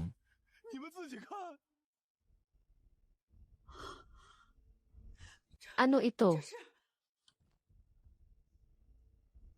Ang bata ay hindi mo ama. Naglaro siya sa akin ng mahigit 1 taon. Matagal nang pinabayaan siya ng tatay niya sa akin. Sabi niya, itago ako. Nais lang niyang makasama ako dahil sa hitsura ko. Itong mapanlin lang na babae. Ginawa ko ang lahat para magkasama kayo. Ilang tao pa ang nagpalaya sa taong apelyidong Su. Nawala ang mukha ko sa buong kalye. Nawala ang 8,800 halaga ng kasal. Para lang ipagpalaki mo ang anak ng iba. Tara na, lumakad tayo papunta sa susunod na bahay. Ngayon, hindi kami binigyan ng paliwanag ng kanilang pamilya. Ang bagay na ito ay tiyak na bukas ng gabi kay Xiaru at sa kanyang asawa. Bakit kayo nandito ngayon? Ano ang ibig sabihin nito? Ginoong Xia, tingnan niyo muna ito. Ang anak ko ay isang taong diborsyado. Alam ng anak niyo na hindi siya dapat makipag-ugnayan sa kanya, pero patuloy pa rin silang magkasama. Ngunit ngayon, ang batang ito sa aking tiyan. Hindi naman talaga anak ng anak ko iyon. Ginoo, pakisuyong maging maingat ka sa iyong sinasabi. Nagde-date si Ruru at ang anak mo. Pwede namang makipag-date. Pero tungkol sa bata, dapat may paliwanag naman, di ba? Huwag kayong mag-ingay sa harap ng bahay ko. Xiaoru, sabihin mo sa akin. Ano bang nangyayari sa batang ito? Hindi siya makagalaw ng maayos ngayon. Kung may sasabihin kayo, sabihin niyo sa akin. Boss Xia, hindi kami nandito para makialam. Nandito kami para humingi ng paliwanag. Roro, umuwi ka na sa kwarto mo. Ah, tatay. Masakit ang tiyan ko. Hindi ako komportable, tawag na ng ambulansya, masakit ako.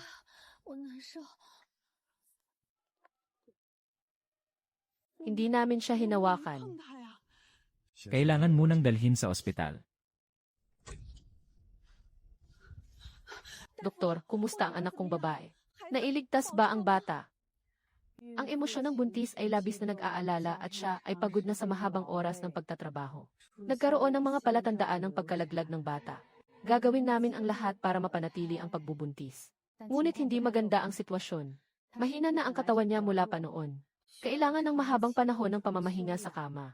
Aking anak na babae. Ng pamilya Jiang. Ginoong Jiang, ganito ang kalagayan ng anak kong babae ngayon. May kinalaman ito sa pamilya nyo. Boss Xia, hindi po talaga namin sinasadya. Balik tayo sa sinabi ni Boss Xia. Ang anak sa tiyan ng inyong dalaga. Ang usapan tungkol sa bata ay usaping pampamilya ng susunod na tahanan. Maaari kong gawin ang gusto ko. Ngunit kayo ay dumating dito ngayon. Pinasok ang taong may pag-asa sa ganitong sitwasyon. Paano natin huhusgahan ang ginawa ni Boss Jiang? Kami tayo. Nasugatan ng ganito ang anak kong babae. Kailangan niyo namang magbigay ng paliwanag. Boss Jiang, hindi ko rin naman gustong pahirapan ka. Gasto sa gamot at nutrisyon. Mga gasto sa pagpapagaling sa susunod. Dagdag pa ang pagkukulang sa kalusugan ng anak kong babae sa pagkakataong ito. 120,000 pisong pinsala sa isip. 100 at higit pang libo. Ang numerong ito ay para sa aming pamilya. Kinalkula ng abogado ayon sa mga pamantayan ng batas.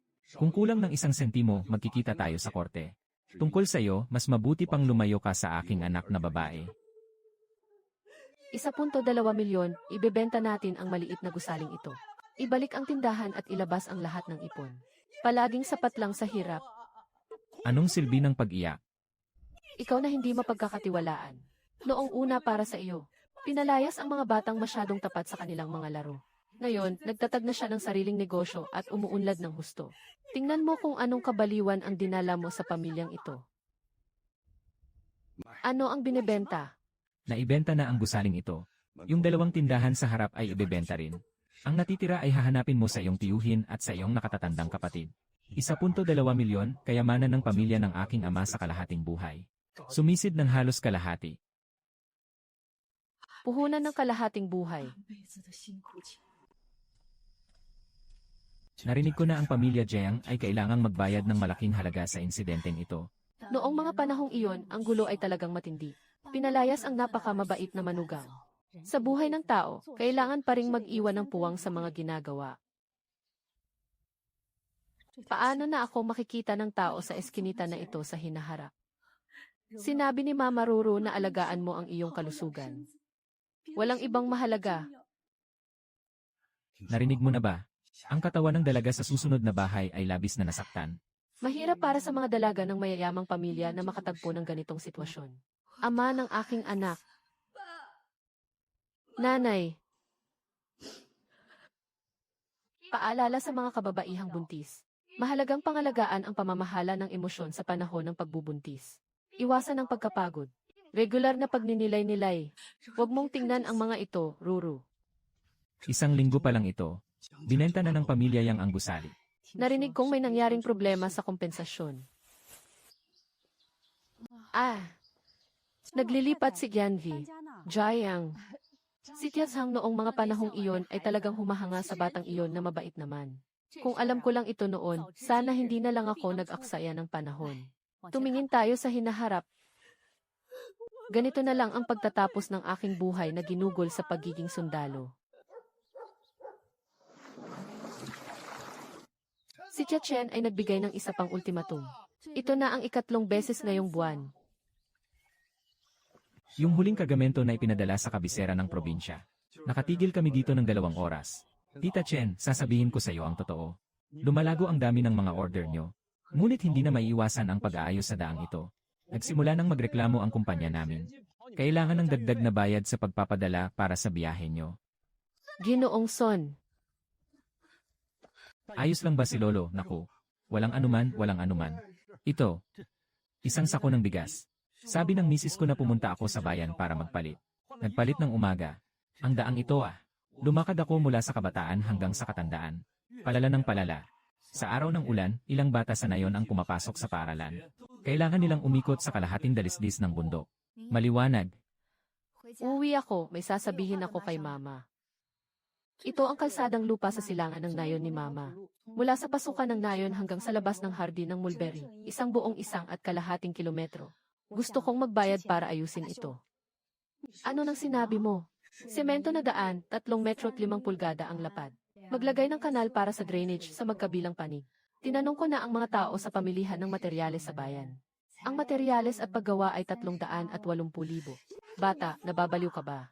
38 milyon ang kinita ng pamilya natin sa nakaraang 2 taon. Nakalagak na ang higit sa kalahati nito. Magkano ang 380,000? Tila ikaw rin ay nalilito. Nanay, nakikinig ka ba sa sinasabi ko? Hindi lang ito tungkol sa pag-aayos ng daan. Sa kanlurang dulo ng nayon, ang bibig ng lumang balon ay bumagsak na kalahati. Delikado para sa mga bata ang kumuha ng tubig. Ang bakanting lupa sa gitna ng nayon ay tinutubuan ng mga damo. Gusto kong linisin ito para makagawa ng isang lilim. Bigyan ng pagkakataon ang ilang matatanda sa nayon na makapagpahinga. Lugar ng usapan.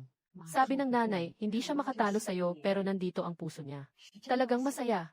Nanay, ano man ang gusto mong gawin, nandito ako para sa'yo. Ibigay mo ang perang ito para gastusin. Hindi pa nakakita ang nanay sa buhay na ito para sa nayon. Ang galing mong gumastos ng pera. Biyenan. Bukas ng umaga, sasama si nanay sa'yo para hanapin si Aling Wang. Maghanap ng ilang matatanda sa nayon para mag-usap. Gagawin natin ang bagay na ito ng tapat at maayos. Mga tiyawang, tiyada at mga kapatid. Wala akong kukunin ni isang sentimo mula sa nayon para sa perang ito. Anak, ano nang sinasabi mo? Bata, ito ay para sa matanda. Yung ibinigay mo kahapon. Nakikita ko ito at nasasaktan ako sa puso ko. Ang aming workshop ay umunlad sa nakaraang 2 taon. Hindi lang ito nakasalalay sa kasanayan. May ilang mga tita sa baryo na tumutulong sa akin sa trabaho. Ilang mga ginoo sa nayon ang tumulong sa akin sa pagtingin sa kusina at sa hardin ng Mulberry. Bawat ladrilyo at bawat bubong sa nayon na ito. Lahat ay may kaugnayan sa amplifier ng aming pamilya. Kumita ako ng pera. Unang piraso ng puso. Kailangan kong makabalik sa lupang ito. Mabait ka talagang dalaga. Subatang babae. Ang iyong kabutihan ay naitala na sa amin ngayon. Ano ang maitutulong namin? Mga nakatatandang kaibigan, kayo ang mga matagal ng kasama sa nayon. Pinakamahusay na nakakaalam sa mga bagay sa nayon na ito. Paano ang daan sa paggawa ng kalsada? Paano ayusin ang balon? Si Liang Peng ay nandito. Anong desisyon ang gagawin ninyo? Ito ay usaping pangbaryo natin lahat.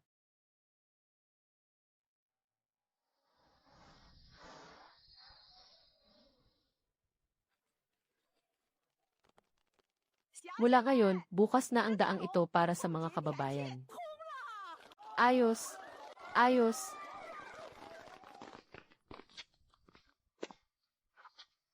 Ay naku, ay naku. Ang daang ito ay talagang makinis. Sixiang Wan. Nanay, sa buhay na ito, hindi ko pa nagagastos ang ganitong halaga ng pera. Tita at mga ate, ngayon ang unang klase. Mula ngayon, ang sinumang nais matuto sa ating nayon ay libre ng matututo. Matutunan ang pagkuha ng materyales at sinulid ayon sa pamantayan ng ating workshop para makapagtrabaho ang lahat sa harap ng kanilang tahanan. Nakatawa, maaari ba akong magtanong ng isang bagay? Sabi ni Chali, ang asawa ko ay nasaktan ang likod niya 2 taon na ang nakalipas. Hindi makalakad. Ako isang babae na may asawa na nag-aalaga sa aming 2 anak na nag-aaral. Kaya ko bang matutunan ito? Sabi ng nanay ko ang sitwasyon ni Chali sa inyo. Hindi mabigat ang trabaho sa pag-aalaga ng silkworm. Maaari mo itong gawin sa bahay. Ang mga itlog ng silkworm ay galing sa amin. Pinagmumulan ng mga dahon ng pin ang aming bahay. Kung may mulberry tree kayo, gamitin ang sa inyo. Ang sinulid na lumalabas ay binibili ko sa aking bahay sa 120% ng presyo sa merkado. 120% sa mga kasalan sa baryo, dagdagan pa ng 2. Auntie, hindi ito dahil sa awa ko sa iyo. Dahil ikaw ang nagbigay ng tulong, nararapat lang na ikaw ang kumita. Maliit na mangkok, maliit na mangkok. Huwag kang lumuhod. Nais natin. Itreatin ang bawat kapatid sa nayon na parang pamilya.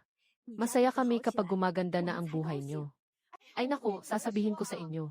Kahapon, ang asawa ko. Binungkal na ang bahagi ng likod bahay natin na parang sa emperador. Bakit ka nag-aararo? Magtatanim ng mulberry tree. Hindi ba sinabi ni Suyato? Sa nayon, handang magtanim ng mulberry ang mga uod na ibinibigay niya. Pagdating ng panahon, bibilhin ito sa mataas na presyo.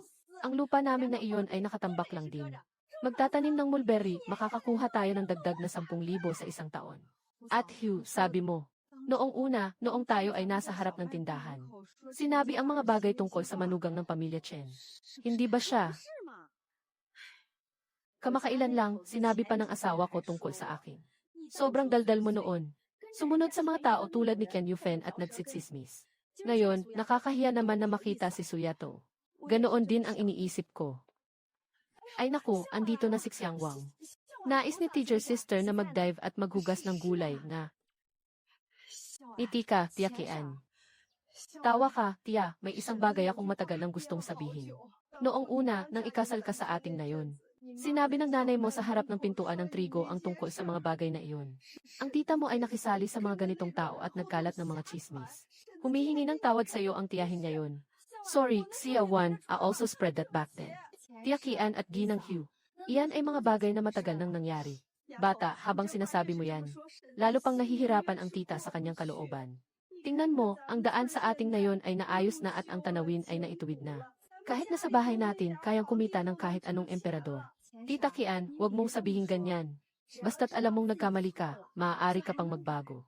Ay naku, sabi ko, nagpunta ako sa silangan ng bayan para makipagkamag-anak. Ano nangyari sa dating eskinita ng pamilya Su? Narinig ko sa iba na ibinenta ng pamilya Jiang ang kanilang gusali. 8 milyong nawala. Ngayon, hindi na makalabas ng bahay si Ken. Jiang, narinig ko na ang anak niyang si Jiang Haoren. Araw-araw siyang nakatunganga sa loob ng bahay at hindi na makakain. Totoo bang may ganitong nangyari? Talagang mahirap, nawala na ang bata at nasaktan pa ang katawan. Narinig kong umalis siya sa ibang bansa para magpagaling. Sinasabi mo ang tungkol sa mga tao. Noong mga panahong iyon, nang lumabas si Suyato mula sa pamilya Jiang. Nagsalita ako sa tabi ng bakod ng kanyang pamilya. Yung bibig ko nga, mas mabuti ka pa. Mas malikot pa ang bibig ni Tiazhang kaysa sa iyo.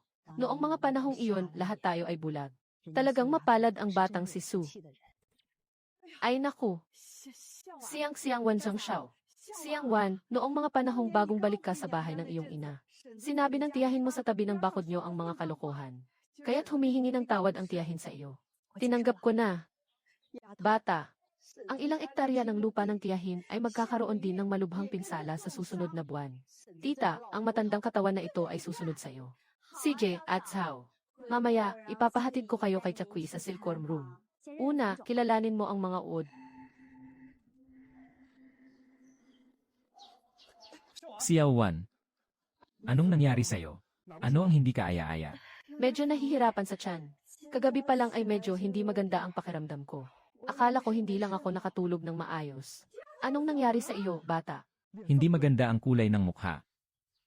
Hindi ba, anak, dumating na ba ang dalaw mo ngayong buwan? Parang nakalimutan ko.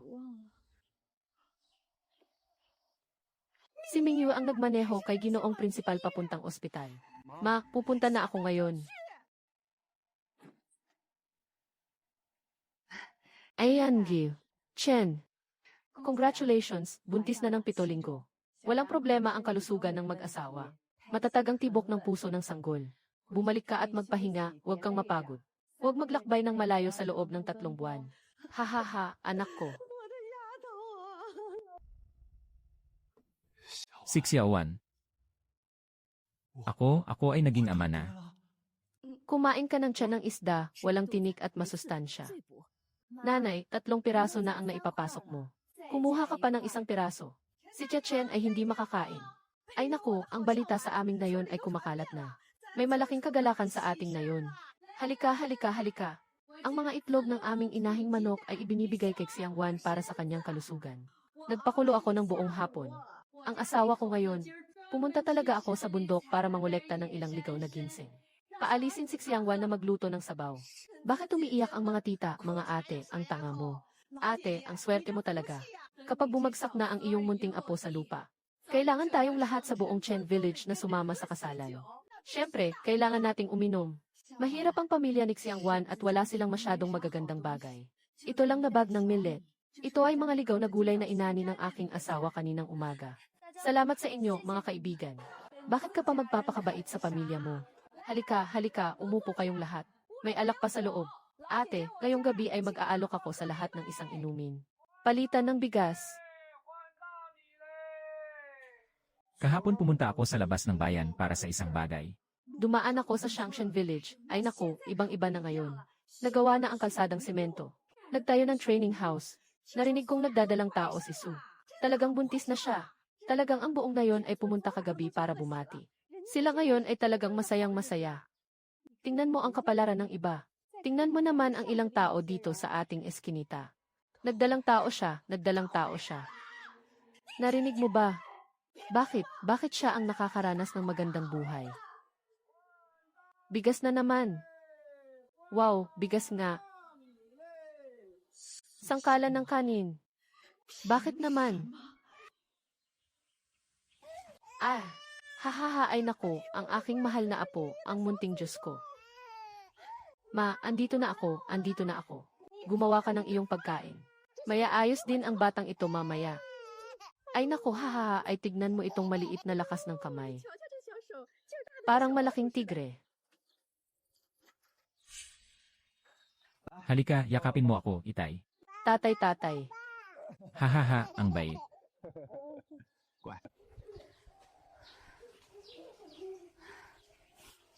Magsimula ng kumain, Minyan. Buksan mo ang bibig mo, Ay nako, anak ko. Haha, yung video kagabi na may bata sa sangtun. Umabot na ng 8 milyon. Dumami na naman ang mga tagahanga ko. Sa isang gabi, tumaas ng 200,000. Kalahati ng mga komento ay pumupuri sa iyo, kalahati naman ay pumupuri kay Little Stone. Bakit mo ako pinupuri? Isang kamay hawak ang bata, isang kamay humihila ng sinulid. Kahapon, sinabi pa sa akin ni Aling Wang. May 3 bagong kapatid na babae na dumating sa workshop. Sinasabing mga tao mula sa kalapit na nayon ang dumating. Sinabi sa akin ni Kui Eyes, nakaayos na sa kabila ng ilog Fen. Sa nakaraang 2 taon, ang aming nayon kasama ang mga kapatid mula sa kalapit na nayon na tumutulong sa amin. Kabuang 56. Hintayin mong lumaki si Little Stone. Kailangan kong sabihin ito sa kanya. Ang mga magulang mo nitong 2 taon. Talagang may ginawa siyang malaking bagay para sa ating nayon. Ay nako, aking munting Diyosa, yakap. May sasabihin ako sa iyo, Xiang Wan. Yung tuition fee na sinabi ng anak kong babae noong nakaraan. Ngayong buwan, nakalikom na ako ng sapat na sahod. Ayos lang yan, Tita Lee. Kung hindi dahil sa 2 taong kasama kita sa trabaho. Aunt Lee, ang iyong pinaghirapan ay para sa iyong sarili. Natapos na ni Xiang Wan ang 20 na kama ng borda. Kahapon lang sinabi ng asawa ko. Sa buhay na ito, hindi ko inasahan. Ang asawa ko ay 60 na at kaya pa rin kumita ng sweldo. Haha, ate, ang buhay mo nga. Lahat sa nayon ay naiinggit sa iyo. Ate, hindi ko na itatago sa iyo. Ang 2 taong ito ay ako, si Chen Siulan. Ito ang 2 taon na pinakakomportable ang buhay ko. Bakit ka nagiging ganito? Nanay, tingnan mo ang ipinapakita mo sa akin. Ang anak niya ay mahigit 1 taon na. Ang kanyang sirang workshop ay kumikita ng 100,000 sa isang buwan. Mom at Dad, hindi ba ninyo nakikita kung ano ang nangyari sa pamilya natin sa nakaraang 2 taon? Hindi ko man lang kayang bumili ng bagong sapatos. Nasa doon siya, yakap ang bata habang nag-record ng video. Kung hindi ko siya pinilit na umalis noon, ang buhay na ito ay talagang palaging bumababa ang halaga nila. Asawang matanda. Ilang buwan mo nang sinasabi yan, nagkamali ako. Tama, 30 taon na ang yaman ng pamilya, 30 taon na. Noong araw, ako ay nasa eskinita. Sino ang hindi tatawag kay Boss Jayang? Ngayon lalabas ako para bumili ng sibuyas. Lahat ng namimili ng gulay ay nakatingin sa akin nang may panghusga. Bakit siya ay parang tao samantalang tayo ay ganito? Bakit tayo nabubuhay ng ganitong itsura? Naisip ko ito ng ilang buwan. Yung mga bagay na iyon niya. Hindi ba't nakasalalay lang iyon sa luma at sira-sirang mesa sa hardin ng mulberry? Ano, ang ibig mong sabihin ay walang tao sa mulberry farm sa gitna ng gabi. Pipilitin nating hindi siya makaupo. Hindi pwedeng harapin ng tuwiran. Ama ng mayamang tao. Sinasabi mo, ang puno ng mulberry na ito ay maselan. 100% ang galaw ng buong katawan. Ayos lang, dagdagan pa ng mga chismis online. Sinasabing nagkasakit ang mga silkworm sa kanilang bahay. May lason ang sinulid ng silkworm. Kapag kumalat ang balita, tapos na ang order. Dito na, kumilos na tayo. Hayaan siyang magtagumpay. Hayaan siyang kumita. Bakit kami napunta sa ganitong sitwasyon? Maging mahinahon, huwag hayaan na malaman ng iba. Paano nangyari ito?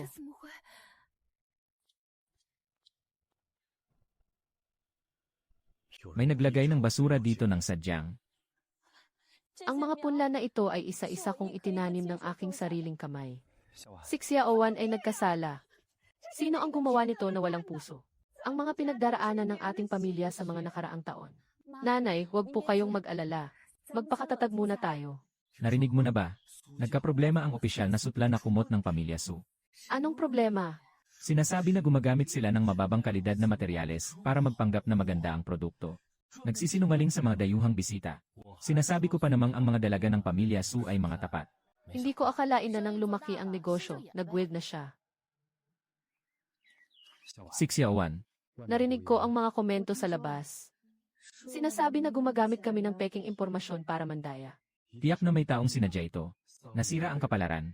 Ang mga sangkap ay pinagsama-sama. Ngayon ay nagkalat na naman ng mga chismis. Ang mga bagay na ito ay hindi lamang isang pagkakataon. Kailangan mong piliin na hindi tayo dapat magulo. Lalo na sa ganitong mga pagkakataon, kailangan nating panatilihin ang ating katapatan. Tayo ay dapat gumawa ng tapat at malinis na paraan. Hindi natatakot sa mga paratang ng iba. Mama, pakiusap, hanapin mo ang ilang matatanda sa tabi ng kalsada. Gusto kong ipaliwanag ang mga bagay ng harapan. Sa mga nakaraang taon, salamat sa lahat ng nag-alaga. Ngayon ay tinipon ko kayong lahat. Gusto kong pag-usapan ang mga nangyari kamakailan. Ang mga materyales sa workshop ay pinalitan ng peking. May mga tao pang nagkakalat ng chismis sa labas. Sinasabi na gumagamit kami ng mababang kalidad na materyales para manloko. Sino ang walang puso na gumawa nito? Nananabik na ang batang ito mula pagkabata ay matino at tapat. Dinala niya ang lahat para magtanim ng mulberry at mag-alaga ng silkworm. Nakapagbigay ito ng magandang buhay sa maraming pamilya. Hindi lang kami noong nakaraang taon ay nagbenta ng mga dahon ng mulberry. Kaya nakakuha kami ng ilang daang piso. Salamat sa tiwala ninyo. Ako at si Mingyu. Gusto kong malaman kung sino talaga ang nasa likod ng mga kalokohan. Ngunit limitado ang aming mga tao. Huwag ka nang magsalita, Xiaowan. Kami na ang bahala sa bagay na ito. Sino ang may lakas ng loob na mangbuli sa ating mga kapitbahay? Ito ay laban sa lahat sa atin. Kaya't maghati-hati tayo sa ating mga gawain. Ako ang bahala sa pagtatanong. May mga estranghero bang naglalakad-lakad sa paligid kamakailan? Pupunta ako at magtatanong sa mga nagtatrabaho pa sa labas sa gabi. Tingnan kung may nakakita ng kahina-hinalang tao. May maliit kaming tindahan sa bahay. Maraming tao ang dumadaan. Pinapansin ko kung sino ang nagsabi ng anuman. Maraming salamat sa inyong lahat. Nakatapos ka ng trabaho ilang gabi na ang nakalipas, Lao Zhang. May nakita bang kakaibang tao? Mukhang. May 3 tao na tahimik na pumunta sa hardin ng mulberry.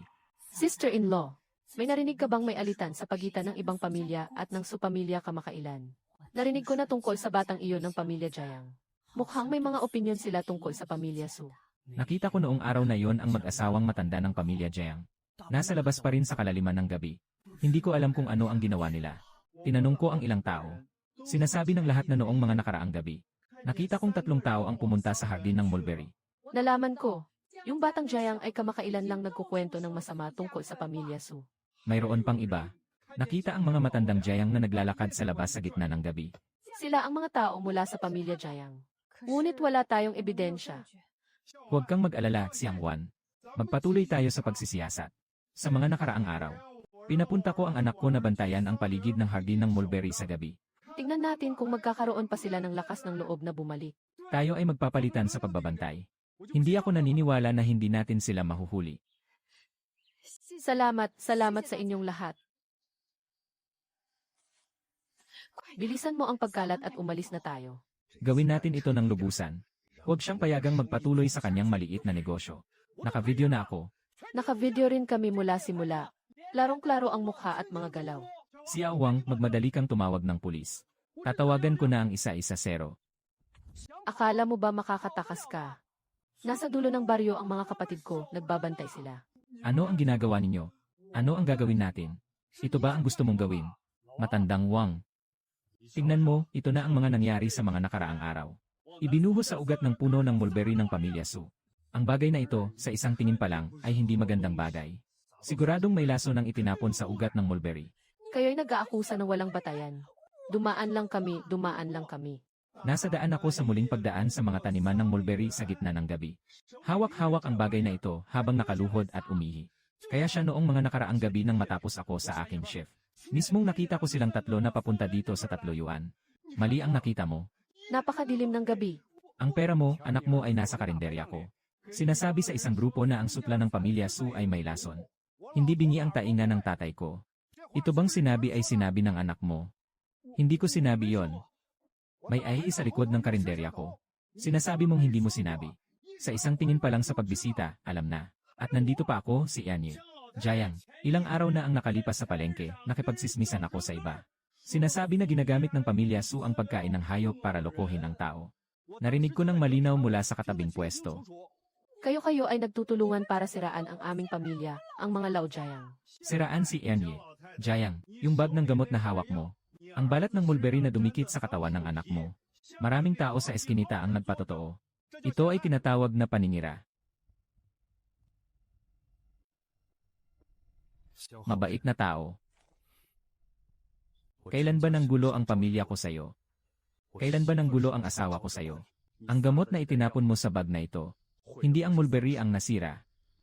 Ay mga kapatid na higit sa 50 na sumusunod sa atin at nagtatrabaho. Isang taong supply ng pagkain. Ang hardin ng mulberry. Ito ang aking unang taon na ikinasal sa pamilya Chen. Isang-isa kong pinili ng may kamay. Jayang Haoran. Sige, tanggapin ko na naiinggit ka sa magandang buhay ko. Ngunit ang sinira mo ay ang kabuhayan ng maraming pamilya. Suoxia Owan, tigilan mo na ang pagpapanggap dito. Kung hindi dahil sa iyo na nakipag-ugnayan sa aking anak noon. Sa ibang bahay, Lola. Masyado ka namang walang hiya para sabihin yan. At sa mga taon na iyon, ang anak mo ay nasa coffee shop. Yakap-yakap ang kasintahan at humahalik. Sino ba ang hindi nakakaalam sa loob ng kahon? Kayo mismo ang may mga problema na sunod-sunod. Bakit mo kailangang ibuhos ang dumi sa batang si Su? Ikaw na ang bahala sa bagay na ito, Xiang Wan. Maliwanag. Mabuti nang ibigay ang tao at mga bagay na walang kulang.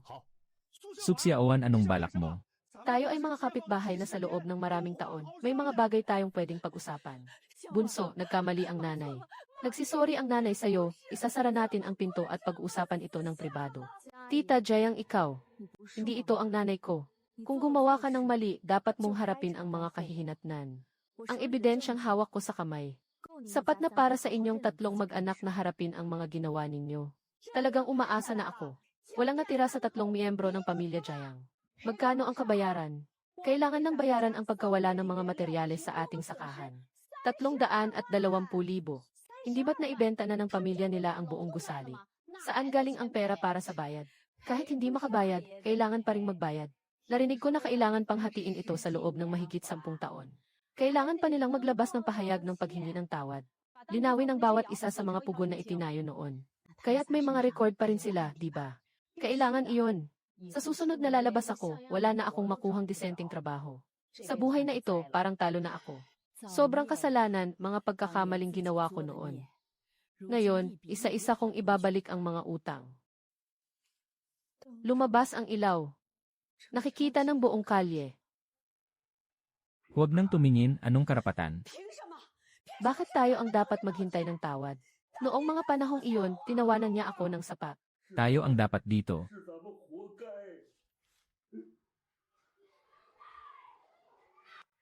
Naiintindihan na ni Xiaowan. Narinig ko na, bata. Wala akong iniisip na nanay sa puso ko. Simula nang ikasal ako sa pamilyang Chen, tinalikuran ko na ng lubusan ang mga bagay na iyon. Ang kanilang itsura ngayon.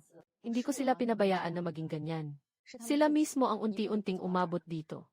Ang maliit na batong ito natin Kapag lumaki ka, kailangan mong matutunan mula sa iyong ina ang kanyang pagiging mapagbigay.